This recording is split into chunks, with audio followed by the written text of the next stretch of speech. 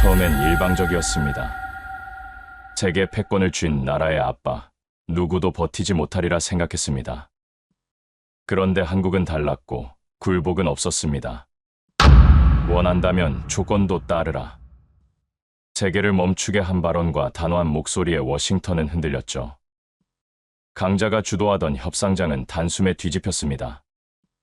그리고 세계는 목격했습니다. 한국이라는 나라가 거인의 멱살을 움켜쥐는 장면을 말입니다. 그날 한국은 약자가 아니라 역풍의 주인공이었습니다. 지금부터 그 놀라운 현장 속으로 들어가 보시죠. 미국에서 날아온 충격적인 이야기. 바로 시작합니다. 그리고 지금 어디에서 시청하고 계신지 댓글로 남겨주세요. 여러분의 이야기도 듣고 싶습니다.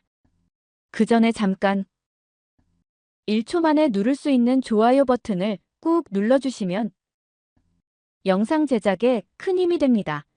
그럼 바로 사연 시작하겠습니다. 도대체 어떤 논리입니까? 세계 최고 기술진을 중범죄자처럼 구금하다니. 저는 그 장면을 생생히 기억해요. 조지아주에서 한국 LG 핵심 인력 300명이 격리 수용되는 충격적 장면을 말입니다. 열악한 시설에서 형편없는 대우를 받으면서도 꺾이지 않던 그들의 자존심, 최악의 처우에도 굴복하지 않던 그들의 품격, 그 순간 저는 깨달았어요. 미국이 진짜 두려워하는 게 뭔지 말입니다. 안녕하세요. 저는 찰스 맥그리거입니다. 오랫동안 미군 전략사령부에서 군사분석을 담당했고 나토 브뤼셀에서도 안보자문으로 일했어요. 현재는 워싱턴 DC 기반 국제안보 싱크탱크에서 선임연구원으로 활동하고 있습니다. 그날은 평범한 화요일 오후였는데 조지아주 현지 시간으로 정확히 오후 2시 10분경이었어요. 갑자기 LG 배터리 공장 앞이 아수라장이 되기 시작했습니다.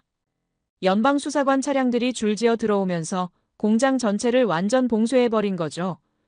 저는 그때 현장 취재차 방문 중이었는데 눈앞에 펼쳐지는 광경이 도저히 믿어지지 않았어요.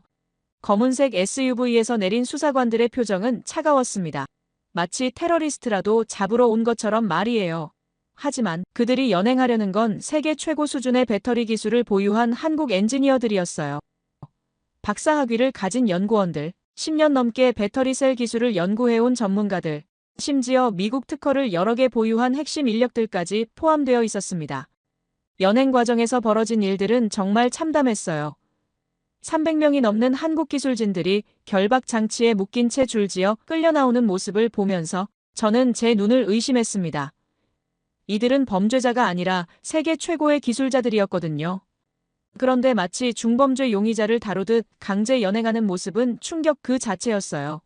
더욱 가슴 아픈 건 현장에서 목격한 비인도적 상황들이었습니다. 일부 현장 요원들이 한국인들을 향해 던진 조롱 섞인 발언들, 안녕하세요를 비꼬듯 따라하며 웃는 모습들, 동양인을 비하하는 제스처들까지. 저는 군 복무 중에 다양한 인종과 함께 일해봤지만 이런 수준의 모독적 행위는 처음 봤어요. 특히 동맹국 국민에게 이런 짓을 한다는 게 도저히 이해할 수 없었습니다. 한 명의 한국 엔지니어가 저에게 다가와서 말했어요.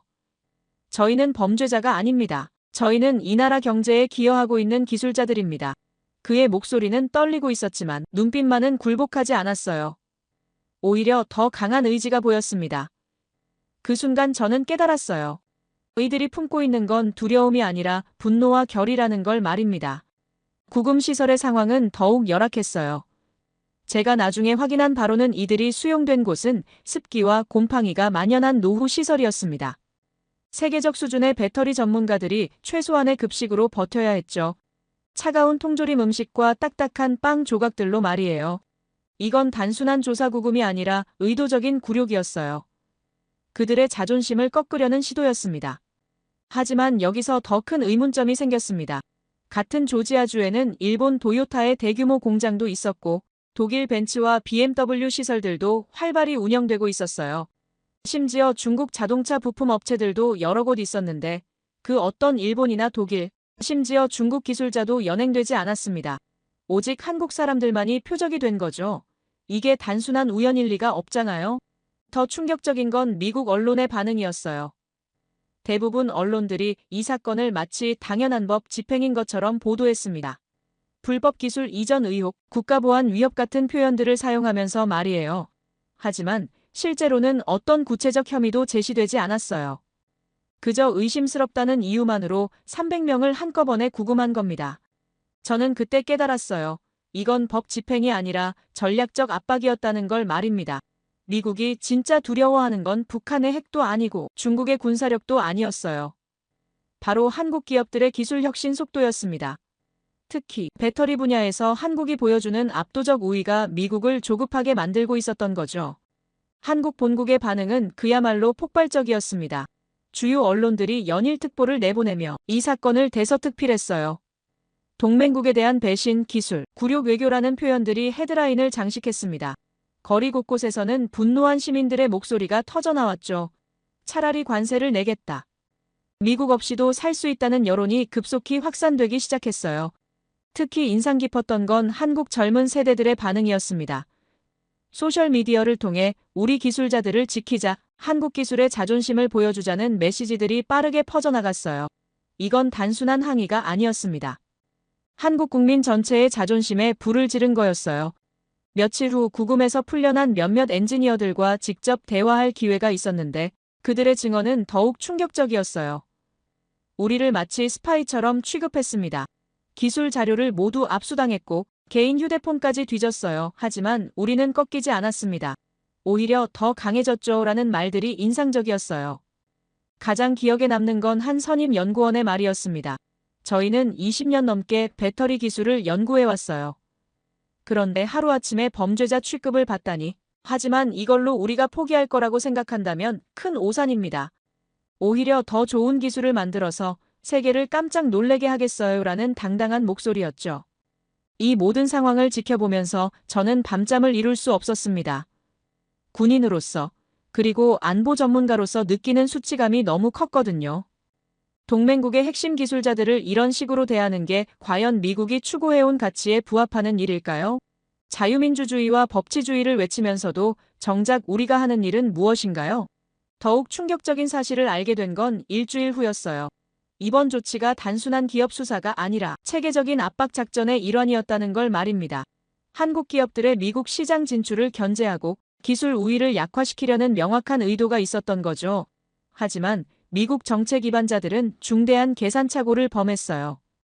한국과 한국 국민들의 자존심을 완전히 과소평가한 겁니다. 쇠사슬에 묶인 건 한국인이 아니라 미국의 신뢰였습니다. 나는 동맹이라는 단어가 이토록 공허할 줄 몰랐어요. 일본은 건드리지 않고 한국만 표적이 됐다는 사실, 그날 이후 나는 미국의 진짜 의도를 의심하기 시작했습니다. 하지만 한국의 반응은 예상과 완전히 달랐어요. 굴복하는 대신 오히려 더 단단해졌습니다. 정부는 공개적으로 강력한 항의 성명을 발표했고 기업들은 미국 의존도를 줄이는 구체적 방안들을 모색하기 시작했어요. 이건 단순한 일시적 위기가 아니라 한국이 진정한 독립을 향해 나아가는 전환점이 될 것 같았습니다. 그 순간 저는 깨달았어요. 한국은 일본과 근본적으로 다르다는 걸 말입니다. 압박을 받으면 굴복하는 게 아니라 더 강하게 맞서는 특별한 민족성을 가지고 있었어요. 이건 단순한 기업 간 분쟁을 넘어서 앞으로 다가올 세계 질서 변화의 전초전이었습니다. 조지아 사건이 터진 지 보름쯤 지난 9월 중순, 상황은 더욱 악화되기 시작했어요. 미국 정부가 한국에 대해 전례 없는 요구를 해온 겁니다. 그 내용을 처음 들었을 때 저는 귀를 의심했어요. 3,500억 달러를 현금으로 내놓으라는 거였습니다. 안 그러면 모든 한국 제품에 25% 관세를 부과하겠다는 협박과 함께 말이에요. 이건 동맹을 향한 협상이 아니라 적국을 향한 협박이었습니다. 저는 군사 전문가로서 이런 식의 압박을 많이 봐왔지만 동맹국에게 이런 식으로 나오는 건 처음이었어요. 더욱 가슴 아픈 건 미국 정부가 이 요구를 정당화하는 방식이었습니다. 한국의 대미 무역 흑자가 너무 크다. 안보 비용을 분담해야 한다는 명분을 내세우면서 말이에요.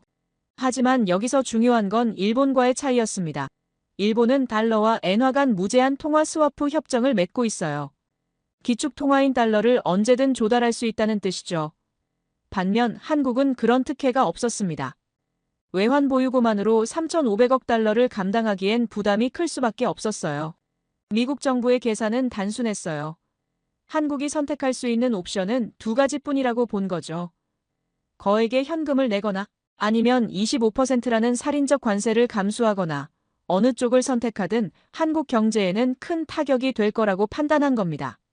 하지만 미국은 한국을 완전히 잘못 읽었어요. 한국 정부의 반응은 예상을 뛰어넘는 것이었습니다. 며칠간 침묵을 지키던 한국이 갑자기 기자회견을 열었어요. 그리고 전 세계를 깜짝 놀라게 할 역제안을 내놓았습니다. 그렇다면 미국은 한국과 무제한 달러 스와프 협정을 체결하라는 거였어요. 저는 그 순간을 생생히 기억해요. 한국 정부는 차분하지만 단호한 목소리로 말했습니다. 만약 미국이 한국에게 3,500억 달러를 요구한다면 우리도 조건이 있다. 일본처럼 무제한 달러 스와프를 보장하라. 그렇지 않으면 이건 공정한 거래가 아니다.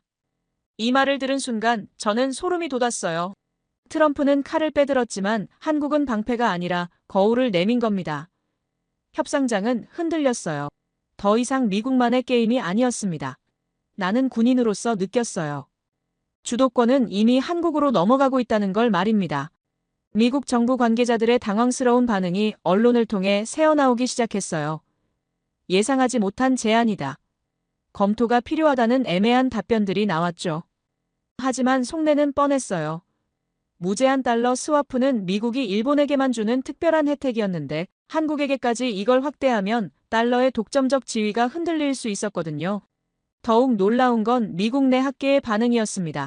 경제학자 딘 베이커가 공개적으로 발언했어요. 한국이 차라리 관세를 내는 게 나을 수도 있다. 3,500억 달러는 터무니없는 요구다라고 말이에요. 미국 학자조차 한국 편에 선 거죠. 이건 정말 예상 못한 전개였어요. 그런데 여기서 더 큰 문제가 드러났습니다. 미국이 제시한 무역 통계 자체가 왜곡된 것이었어요. 한국이 미국에 수출하는 공장 건설 장비들을 모두 대미 무역 흑자로 계산한 겁니다. 하지만 실제로는 한국 기업들이 미국 경제 발전을 위해 투자한 LG 배터리 공장, 삼성 반도체 공장, 현대차 생산 기지들 말입니다. 저는 이 통계 조작을 확인하고 나서 정말 화가 났어요. 한국 기업들이 미국 일자리 창출에 기여하고 있는데 그걸 무역 적자의 원인으로 둔갑시킨 거잖아요. 조지아주 LG 공장만 해도 지역에 수만 개의 일자리를 만들었는데 그 건설 장비 수입을 문제 삼다니 이건 양심의 문제였어요. 한국 언론들의 반응도 폭발적이었습니다. 미국의 이중잣대, 통계 조작까지 동원한 압박이라는 헤드라인들이 쏟아졌어요. 특히 한국 경제 전문가들이 나서서 미국의 주장을 조목조목 반박하기 시작했죠. 우리가 미국에 투자한 돈이 얼마인데 그걸 무역 적자라고 하느냐는 분노의 목소리들이 터져나왔습니다.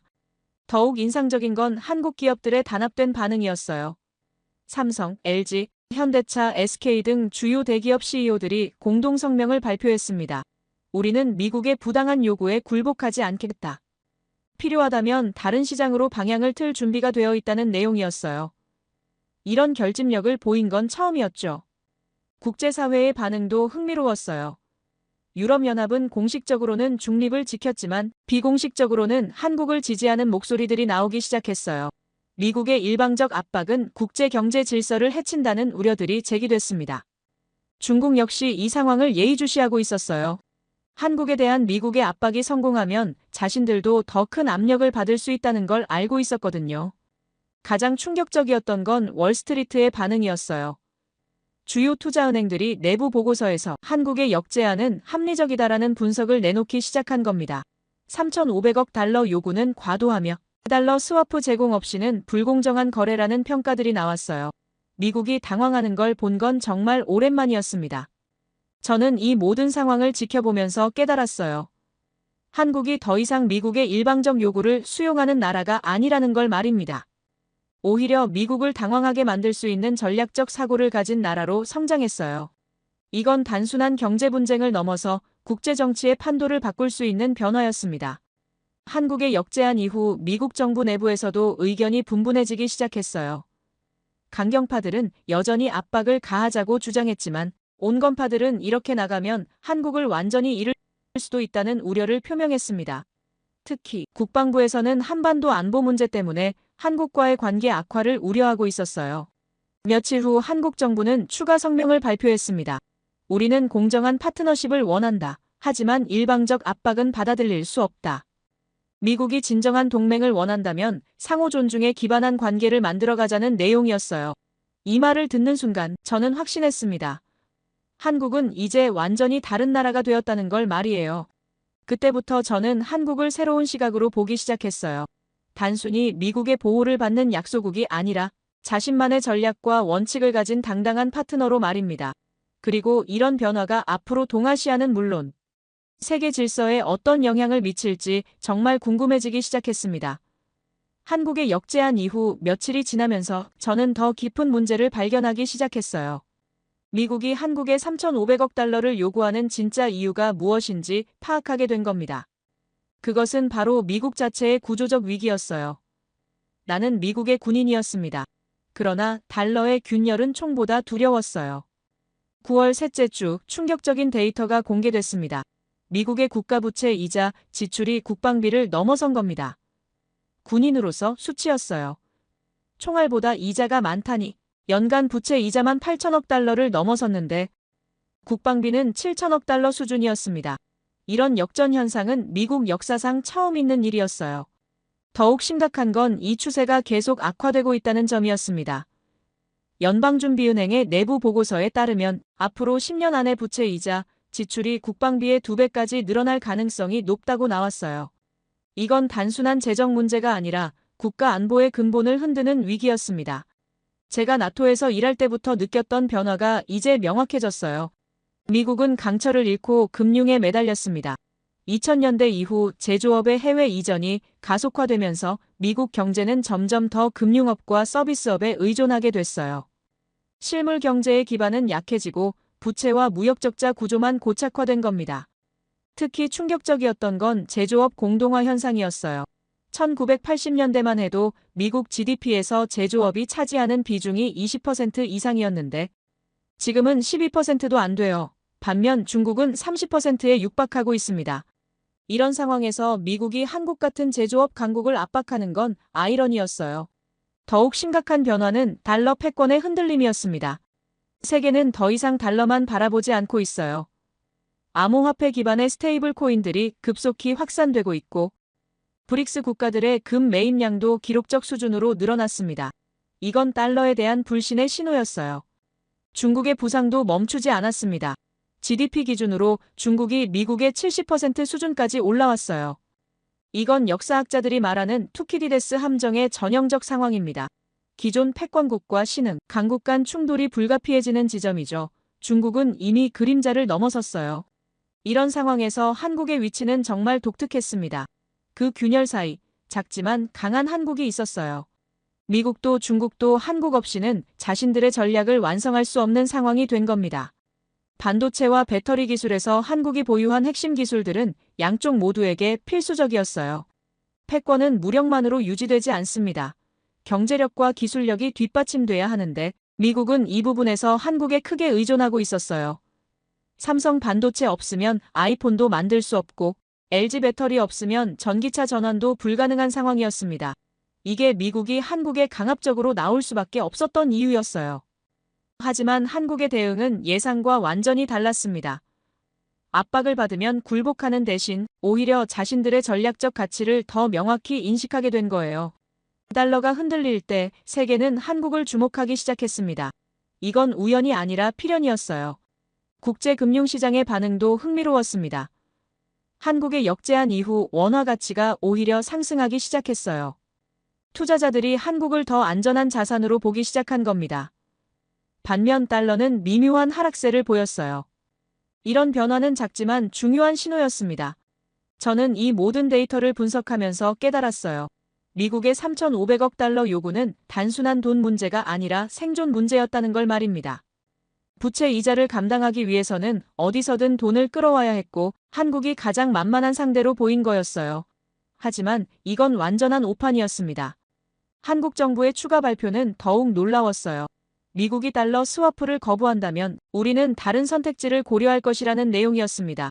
이게 무슨 뜻인지는 명확했어요. 중국과의 위안화, 스와프 확대나 유럽과의 협력 강화를 의미하는 거였죠. 특히 인상 깊었던 건 한국의 외환 정책 변화였어요. 기존에는 달러 중심의 외환 보유고 운용을 했는데 점진적으로 다변화를 추진하기 시작한 겁니다. 유로화, 엔화, 심지어 금까지 포함해서 말이에요. 이런 움직임은 달러 의존도를 줄이려는 전략적 선택이었어요. 국제사회의 반응도 빠르게 변했습니다.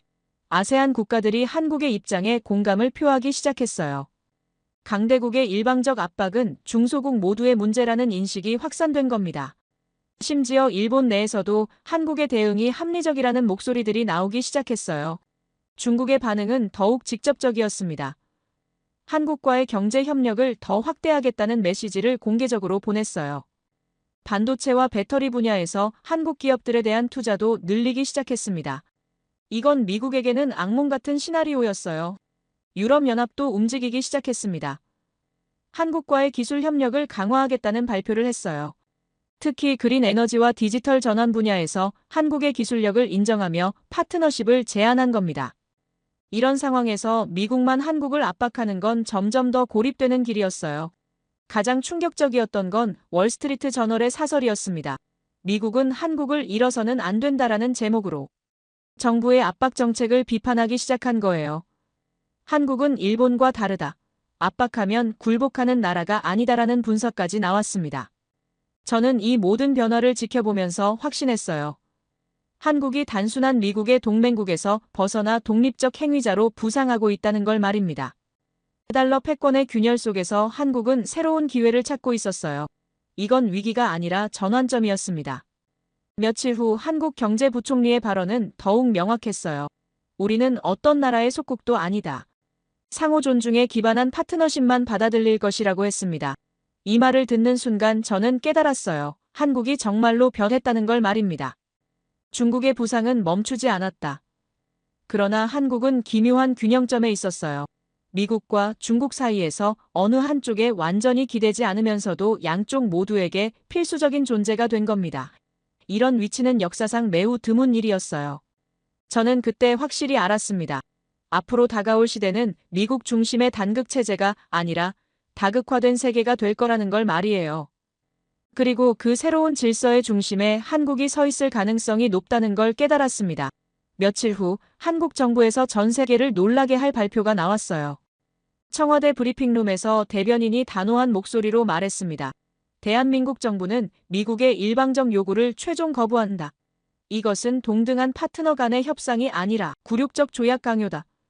저는 그 순간 소름이 돋았어요.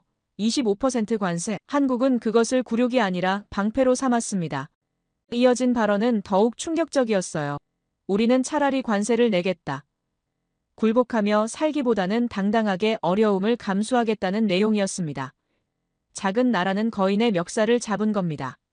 저는 보았어요. 한국이 협상을 전쟁으로 바꾸는 순간을 말입니다. 미국 언론들의 반응은 즉각적이었어요. CNN에서는 한국의 예상 밖 선택이라는 속보를 내보냈고 뉴욕타임스는 동맹국의 전례 없는 반발이라고 보도했습니다. 하지만 가장 주목받은 건 월스트리트 저널의 분석이었어요. 한국은 일본과 다르다. 압박에 굴복하지 않는 특별한 DNA를 가진 나라라는 평가였습니다. 월가의 반응은 더욱 극적이었어요. 주요 투자은행들이 긴급회의를 소집했습니다. 골드만삭스의 한 애널리스트는 한국이 정말로 관세를 감수할 각오라면 이건 완전히 새로운 게임이라고 분석했어요. 모건 스탠리도 비슷한 보고서를 냈습니다. 한국의 결단은 아시아 전체 질서를 바꿀 수 있다는 내용이었죠. 하지만 진짜 충격은 한국 기업들의 반응에서 나왔습니다. 대부분 전문가들은 한국 기업들이 미국 투자를 철수할 거라고 예상했어요. 그런데 삼성, LG, 현대차, SK 등 주요 기업들이 내놓은 답은 달랐습니다. 철수가 아니라 속도 조절을 선택한다는 거였어요. 이건 전략적 포진이었습니다. 삼성의 한 임원이 기자회견에서 말했어요. 우리는 도망가지 않는다. 다만 우리 조건에 맞는 속도로 진행할 뿐이다. LG도 마찬가지였습니다. 조지아 공장 건설은 계속하지만 추가 투자는 상황을 보며 결정하겠다고 발표했어요. 현대차는 더 직설적이었습니다. 관세가 부과되면 그만큼 현지 가격에 반영될 것이라고 했죠. 이런 반응을 본 미국 정부는 당황하기 시작했어요. 원래 계산은 이랬습니다. 한국 기업들이 관세를 두려워해서 정부에 압력을 넣을 거라고 본 거죠. 그러면 한국 정부가 결국 굴복할 거라고 예상한 겁니다. 하지만 현실은 정반대였어요. 기업들이 오히려 정부 결정을 지지하고 나선 거였습니다. 더욱 예상치 못한 일이 벌어졌어요. 미국 내 한국 공장들에서 일하는 현지 직원들이 불안해하기 시작한 겁니다. 조지아주 LG 공장만 해도 지역 주민 수만 명이 직간접적으로 일자리를 얻고 있었어요. 엘라베마 현대차 공장도 마찬가지였습니다. 갑자기 이들이 한국 기업들이 떠나면 어떻게 되나라는 우려를 표하기 시작했어요. 지역 정치인들의 반응도 흥미로웠습니다. 조지아주 주지사가 워싱턴의 한국 기업들과의 관계 악화는 우리 주에 치명적이라는 메시지를 보냈어요. 엘라베마주 의회도 비슷한 성명을 냈습니다. 연방정부의 정책이 지역 경제를 위험에 빠뜨리고 있다는 내용이었죠. 한국 기업들의 관세내도 버틴다 선언은 미국 기업들을 압박하기 시작했어요. 한국 부품 없이는 제품을 만들 수 없는 미국 기업들이 불안해하기 시작한 겁니다. 애플만 해도 삼성 반도체 없으면 아이폰 생산이 불가능해요. GM과 포드도 LG 배터리에 크게 의존하고 있었습니다. 실리콘밸리의 반응은 더욱 직접적이었어요. 구글, 마이크로소프트, 메타 등 빅테크 기업들이 비공식적으로 한국과의 관계 악화를 우려한다는 메시지를 정부에 전달하기 시작했습니다. 이들에게 한국은 단순한 부품 공급업체가 아니라 핵심 파트너였어요. 더욱 충격적인 일이 벌어졌습니다. 며칠 후 트럼프가 공개 발언을 했는데 그 내용이 가관이었어요. 한국이 원한다면 비자 문제는 해결해주겠다. 대신 기술을 좀 나눠달라는 식으로 말한 겁니다. 트럼프는 체면을 구겼고 한국은 자존심을 지켰어요. 이 발언을 듣고 저는 깨달았어요. 미국이 얼마나 절망적인 상황에 있는지를 말입니다. 강압으로 시작했던 협상이 이제는 애걸하는 수준까지 내려간 거였어요. 특히 기술을 나눠달라는 표현은 한국의 기술력을 공식 인정하는 것과 다름없었습니다. 한국 언론들의 반응은 폭발적이었어요. 트럼프의 굴복, 기술 강국 한국의 위상이라는 헤드라인들이 쏟아졌습니다. 특히 젊은 세대들의 반응이 뜨거웠어요. 우리 기술이 이렇게 대단했구나라는 자부심이 SNS를 통해 확산됐죠.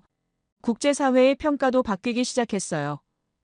영국 파이낸셜 타임스는 한국의 당당한 선택이 새로운 모델을 제시했다고 분석했습니다.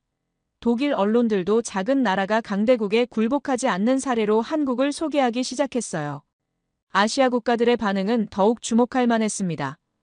베트남, 태국, 인도네시아 등이 한국의 대응을 모범 사례로 언급하기 시작한 겁니다. 강대국의 압박에도 굴복하지 않는 방법을 배우려는 움직임이 나타났어요. 이건 미국에게는 악몽 같은 시나리오였습니다. 중국의 반응도 흥미로웠어요. 공식적으로는 중립을 지켰지만 비공식적으로는 한국을 지지하는 메시지들이 나오기 시작했습니다. 한국의 선택이 정당하다. 강대국의 일방적 압박은 국제법에 어긋난다는 논평들이 중국 학계에서 나왔어요. 가장 놀라웠던 건 일본의 반응이었습니다. 일본 언론 중 일부가 한국의 당당함을 배워야 한다는 기사를 내보내기 시작한 거예요. 우리는 왜 항상 굴복만 했을까라는 자성의 목소리들도 나왔습니다. 이건 정말 예상치 못한 변화였어요. 미국 내부에서도 균열이 생기기 시작했습니다. 민주당 일부에서 트럼프의 한국 압박 정책이 잘못됐다는 비판이 나오기 시작했어요. 심지어 공화당 내에서도 동맹국을 너무 밀어붙이는 게 아니냐는 우려 목소리들이 들렸습니다. 한국의 관세 수용 선언 이후 일주일이 지나자 상황은 완전히 뒤바뀌었어요. 압박을 받던 한국이 오히려 주도권을 쥐게 된 겁니다. 미국이 당황하고 세계가 주목하고 동맹국들이 배우려 하는 상황이 됐어요. 저는 이 모든 변화를 지켜보면서 확신했습니다. 한국은 이제 완전히 다른 차원의 국가가 됐다는 걸 말이에요. 굴복하는 대신 맞서고 도망가는 대신 버티고 애걸하는 대신 당당하게 선택하는 나라로 변한 겁니다. 이건 한국사에서 정말 중요한 전환점이었어요. 한국 정부의 당당한 선택 이후 저는 한국 기업들의 진짜 실력이 어느 정도인지 확인해보고 싶었어요. 하지만 조지아 사태 이후 민감한 상황에서 직접 방문은 불가능했습니다. 그래서 며칠 동안 각종 자료와 화상회의를 통해 분석을 시작했어요. 그때 알게 된 사실은 정말 충격적이었습니다. 4개의 방패가 있었어요. 그것은 한국이었습니다. 첫 번째로 분석한 건 한화 시스템이었어요. 워싱턴 DC 사무실에서 받은 한화 측 브리핑 자료를 보는 순간 저는 눈을 의심했습니다. 무인 드론과 레이더 시스템들의 성능 데이터를 보면서 말이에요. 화상회의에서 한화 관계자가 자랑스럽게 말했습니다. 저희는 더 이상 무기를 수입하지 않아요. 이제 수출하는 나라가 됐습니다. 가장 놀라웠던 건 자율방공망 시스템 자료였어요. 인공지능이 적 미사일을 자동으로 탐지하고 요격하는 기술인데 이미 폴란드와 루마니아 수출이 확정됐다는 계약서를 확인할 수 있었습니다. 나토 회원국들이 한국 무기를 사겠다고 줄을 서고 있다는 거였어요. 그들은 더 이상 총알을 수입하지 않습니다. 이제 수출해요.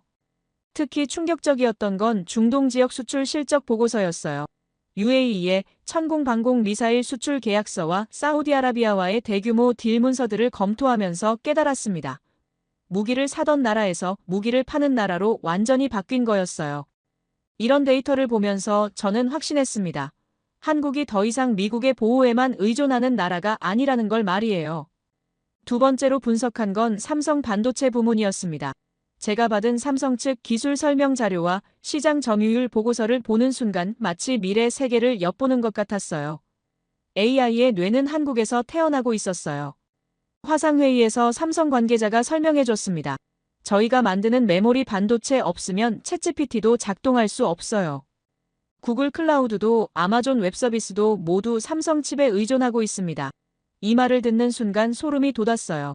세계 AI 혁명의 핵심이 바로 한국에서 만들어지고 있었던 겁니다. 더욱 놀라운 건 시장 점유율 데이터였어요. 전 세계 메모리 반도체의 40% 이상을 삼성이 생산하고 있다고 나와 있었습니다. 특히 최첨단 AI 칩 분야에서는 60%까지 점유율이 올라간다는 자료였어요. 미국도 중국도 삼성 없이는 AI 개발이 불가능한 상황이었습니다. 삼성 임원이 화상회의에서 의미심장한 말을 했어요. 미국이 우리를 압박하지만 정작 미국 빅테크 기업들은 매일 우리에게 물량을 늘려달라고 요청해요. 이런 아이러니가 또 있을까요? 라고 말이에요. 삼성 반도체 없으면 아이폰도 만들 수 없고 테슬라 자율주행도 불가능한 상황에서 한국을 압박한다는 게 얼마나 모순적인지 깨달았습니다. 세 번째로 검토한 자료는 LG 에너지 솔루션이었어요. 조지아 사건의 당사자였지만 제공받은 기술 보고서와 글로벌 계약 현황을 보면 오히려 더 당당해져 있었습니다. 화상회의에서 만난 연구진들의 자신감은 대단했어요. 쇠사슬로 묶여도 배터리는 한국이 만듭니다라는 말이 인상적이었습니다. LG 배터리 기술 분석 자료는 정말 압도적이었어요. 전기차용 배터리에서 전 세계 시장 점유율 2위를 차지하고 있고 특히 안전성 분야에서는 1위라고 되어 있었습니다. GM, 포드, 현대차, 볼보까지 모든 주요 자동차 메이커들이 LG 배터리를 사용한다는 계약서들을 확인할 수 있었어요. 가장 충격적이었던 건 에너지 저장 시스템 분야 보고서였습니다. 풍력과 태양광으로 생산한 전기를 저장하는 대형 배터리인데 이 분야에서 LG가 세계 1위라는 데이터였어요. 미국의 그린 뉴딜 정책도 LG 배터리 없이는 실현 불가능한 상황이었습니다. 화상회의에서 연구소장이 말했어요. 조지아에서 우리 직원들을 구금했지만 결국 미국이 더 곤란해질 거예요. 우리 기술 없이는 탄소 중립도 전기차 전환도 불가능하니까요. 쇠사슬은 한국인을 묶은 게 아니라 미국의 미래를 묶었다는 걸 그때 확실히 깨달았습니다. 마지막으로 검토한 자료는 현대자동차 기술 보고서였어요. 받아본 문서들을 보니 단순한 자동차 회사가 아니었습니다. 미래 모빌리티의 전체 생태계를 구축하고 있었어요. 전기차는 물론이고 자율주행, 심지어 하늘을 나는 자동차까지 개발하고 있다는 자료였습니다. 현대차의 전기차 기술 분석서는 이미 세계 톱 수준에 도달했다고 보여주고 있었어요. 아이오닉 시리즈는 유럽에서 테슬라와 당당히 경쟁하고 있고 제네시스 전기차는 미국 프리미엄 시장에서 인정받고 있다는 판매 데이터였어요. 특히 800V 초고속 충전 기술은 세계 최고 수준이라는 기술 분석 보고서였습니다. 하지만 정말 놀라웠던 건 UAM 개발 계획서였습니다. 도심 항공 모빌리티라고 불리는 하늘을 나는 자동차의 시제품 사진과 개발 일정표를 보면서 말이에요. 화상회의에서 연구원이 말했습니다. 2030년부터 상용화 예정이에요. 서울 강남에서 인천공항까지 20분이면 갈 수 있을 겁니다. 수소차 기술 데이터도 압도적이었어요. 넥소는 이미 전 세계 수소차 시장의 70% 이상을 점유하고 있다는 시장 분석 자료였습니다. 심지어 수소 트럭까지 개발해서 유럽에 수출하고 있다는 계약 문서들도 확인했어요. 한국의 기술은 도로와 하늘을 동시에 지배하고 있었습니다. 현대차 임원이 화상회의에서 자랑스럽게 말했어요. 우리는 단순한 자동차 회사가 아니에요. 미래 모빌리티 전체를 책임지는 기업입니다. 땅 위로, 바다 위로, 하늘로까지 사람들을 이동시키는 모든 수단을 만들고 있어요. 이 말을 들으면서 저는 깨달았습니다. 현대차가 추구하는 건 단순한 교통수단이 아니라 인류의 이동 방식 자체를 바꾸는 혁명이라는 걸 말이에요. 이 네 기업의 자료를 모두 분석한 후 저는 완전히 새로운 사실을 깨달았어요. 이들이 각각 독립적으로 움직이는 게 아니라 하나의 거대한 생태계를 이루고 있다는 걸 말입니다. 받아본 협력 계약서들을 보니 삼성이 만든 반도체가 현대차의 자율주행에 들어가고 LG 배터리가 현대차 전기차를 움직이고 한화의 레이더 기술이 자율주행 센서로 활용되고 있었어요. 세계는 한국 기술 없이는 움직이지 않습니다. 이건 과장이 아니라 각종 데이터가 보여주는 사실이었어요.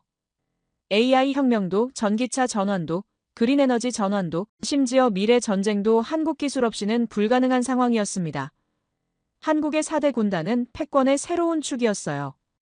특히 놀라웠던 건 이들 기업의 글로벌 투자 계획서였습니다. 미국 시장에만 의존하지 않고 유럽, 중동, 동남아시아로 다변화하고 있다는 자료들이었어요. 삼성은 텍사스와 함께 인도에도 대규모 투자 계획이 있었고 LG는 유럽과 중국에 배터리 공장 건설 일정이 잡혀 있었습니다.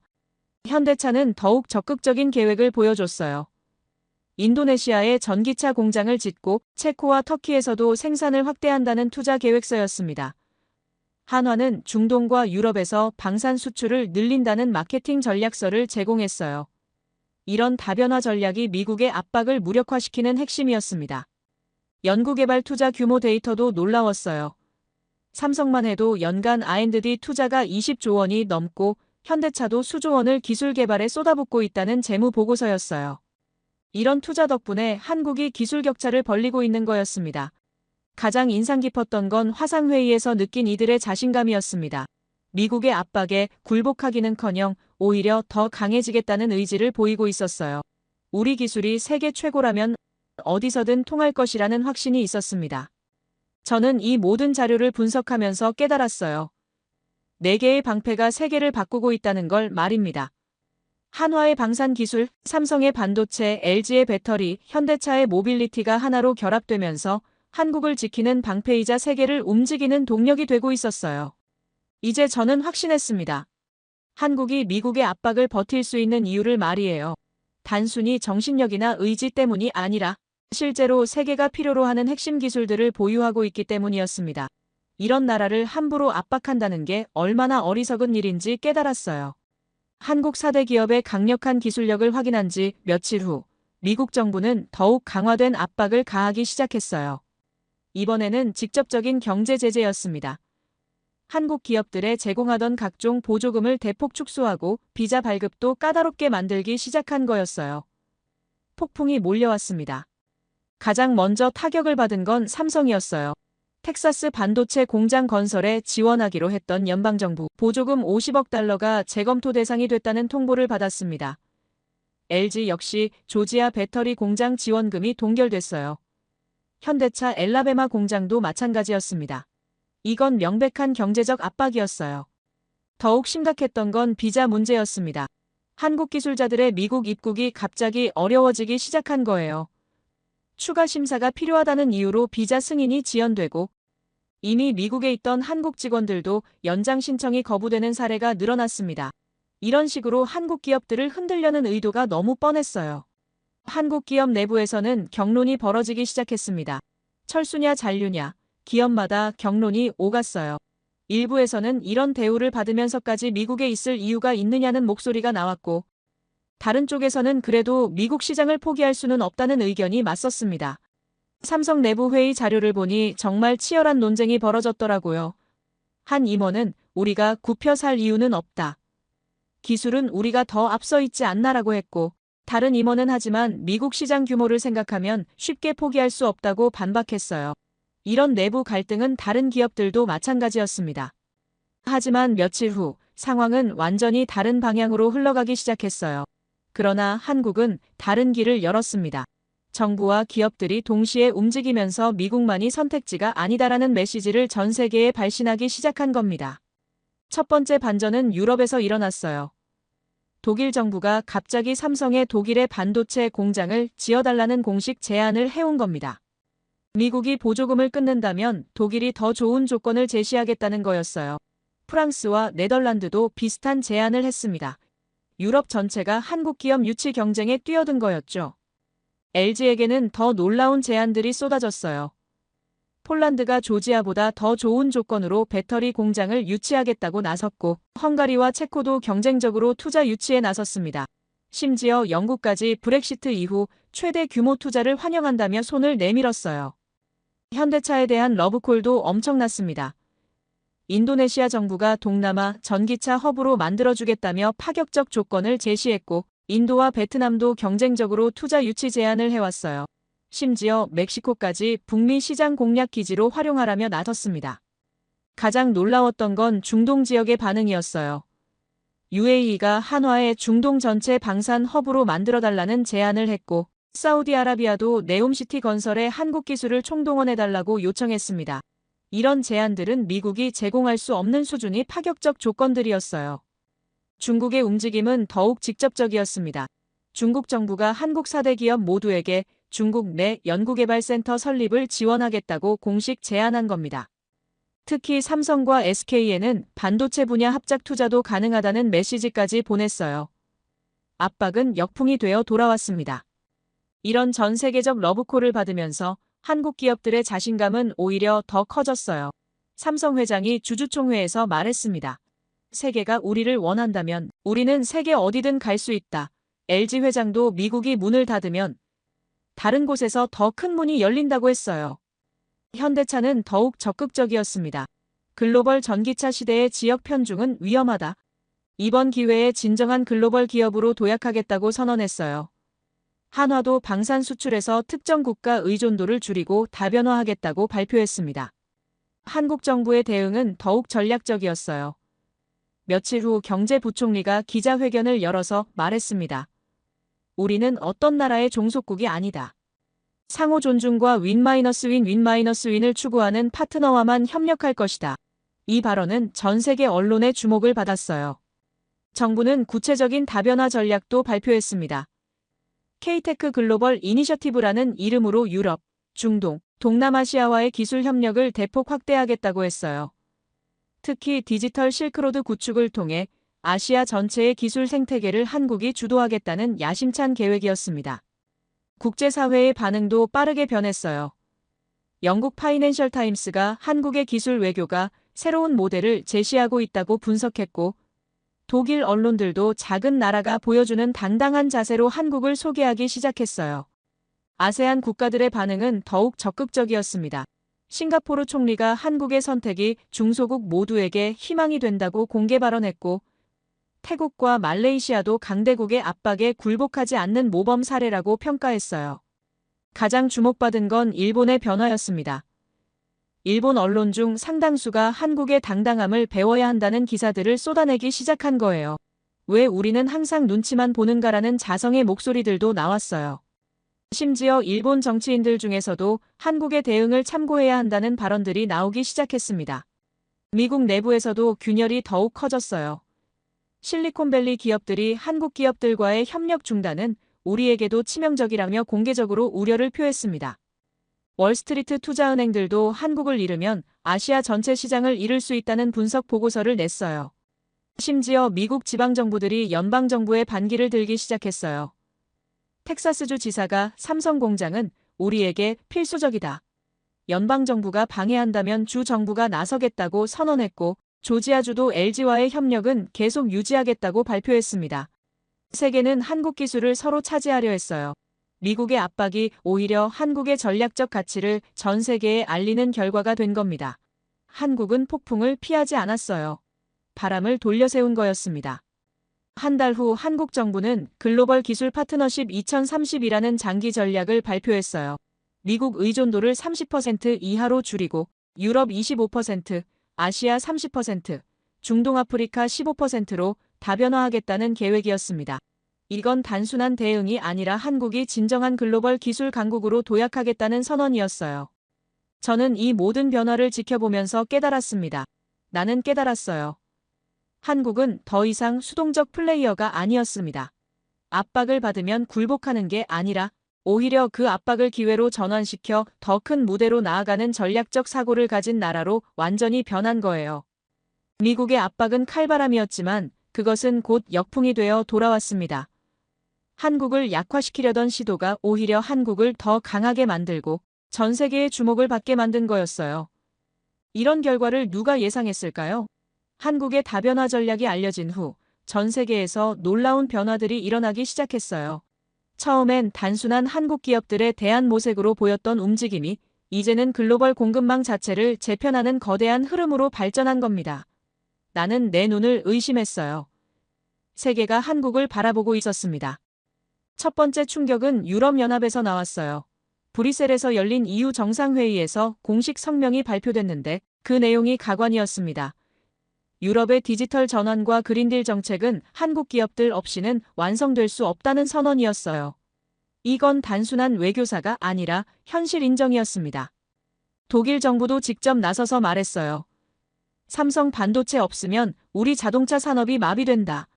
LG 배터리 없으면 탄소 중립은 꿈도 꿀 수 없다.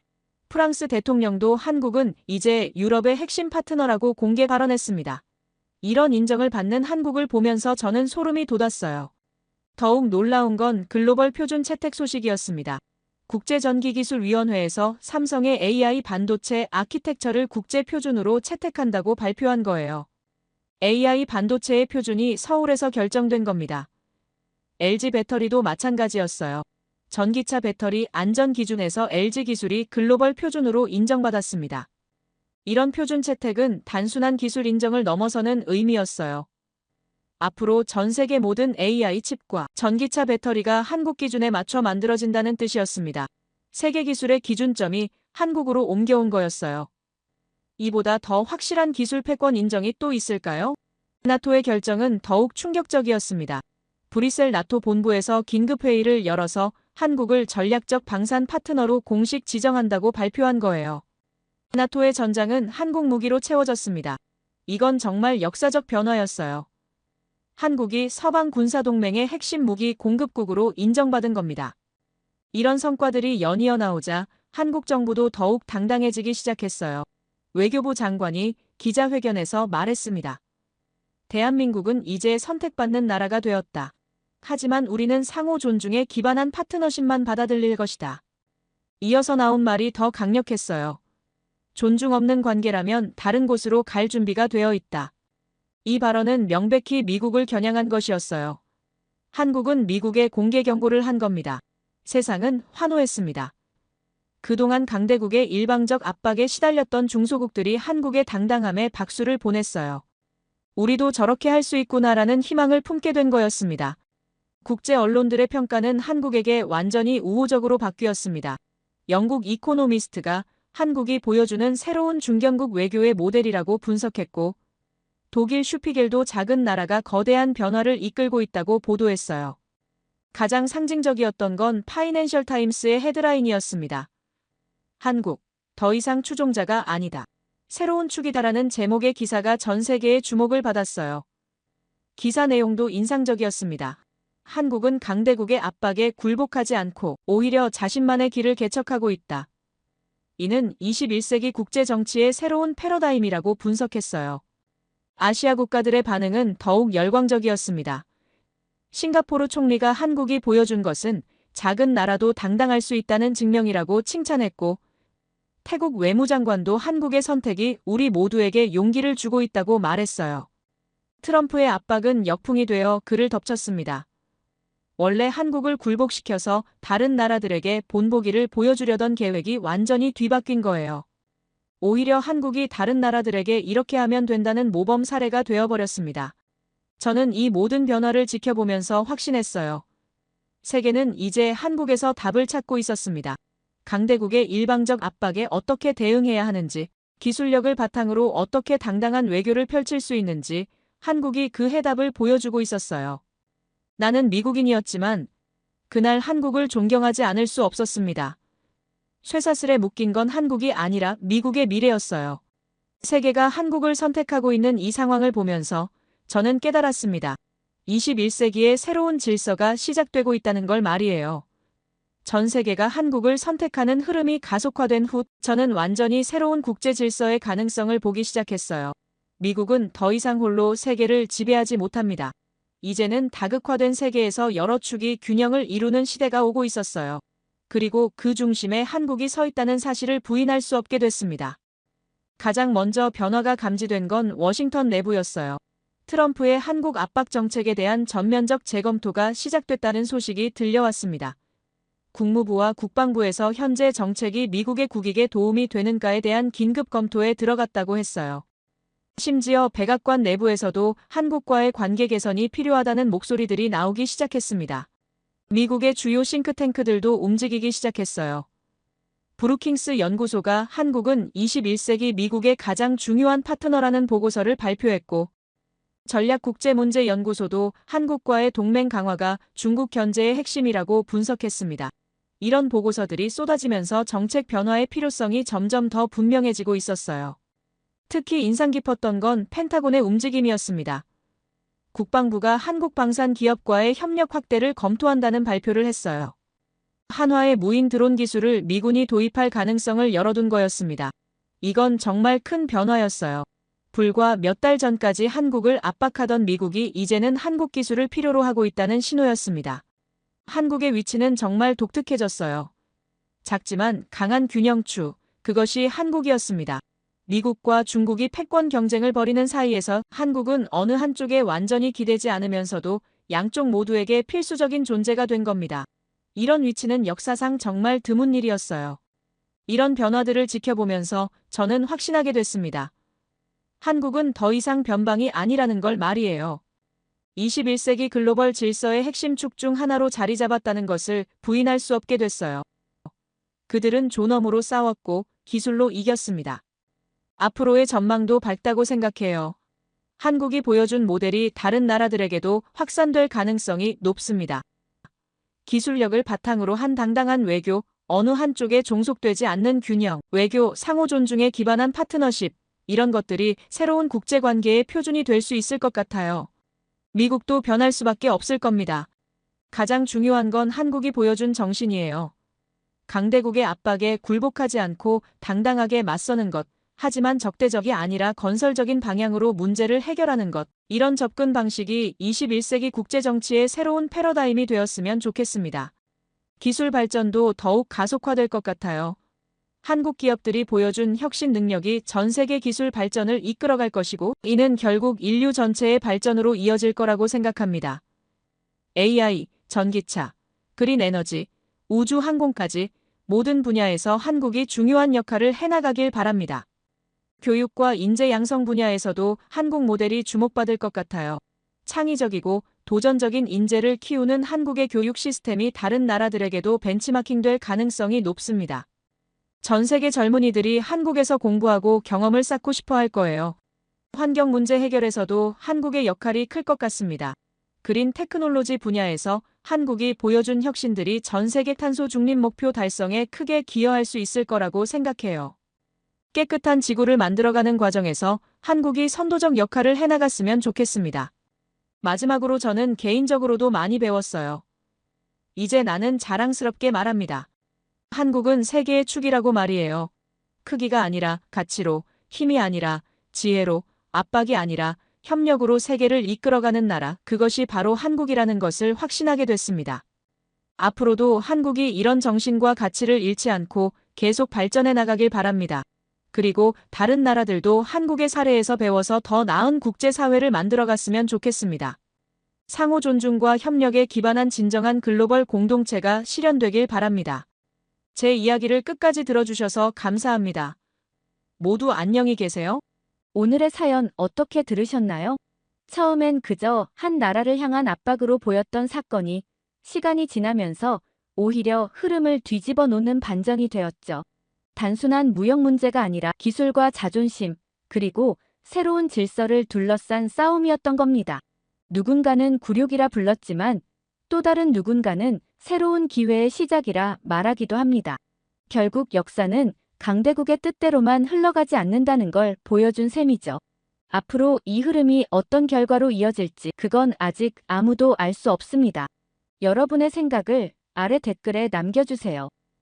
그리고 감동적인 사연을 주변 사람들과 공유하고 함께 이야기 나눠보세요. 마지막으로 1초밖에 걸리지 않는 구독과 좋아요, 알림 설정은 영상 제작에 큰 힘이 됩니다. 지금까지 감동을 담아 여러분께 진심을 전하는 감동담기였습니다.